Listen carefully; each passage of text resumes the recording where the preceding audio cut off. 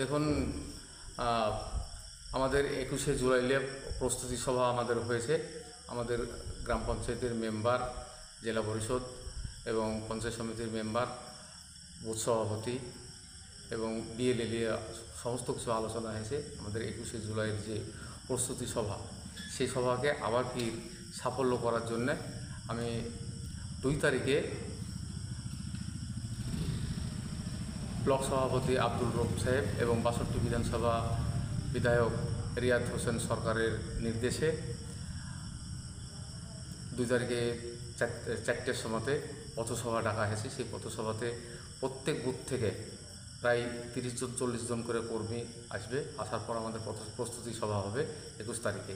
21 তারিখে আমরা ব্যাপক পরিমাণে মানুষজন নিয়ে কলকাতায় রওনা হব। 20 তারিখ সন্ধ্যায় এবং 21 তারিখ সকাল ভাগরতীতে। এই যে 2 তারিখে পথসভায় কারা কারা উপস্থিত থাকবেন? এই 2 তারিখে পথসভায় থাকবেন আমাদের ব্লক সভাপতি আব্দুল রব সাহেব, আমাদের পঞ্চায়েত সমিতির সমস্ত মেম্বার এবং আমাদের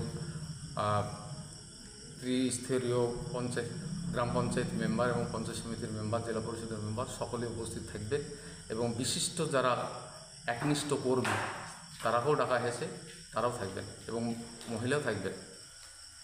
আপনার নাম এবং পরিচয়? আমার নাম কামরুল হাসান মিল্টন,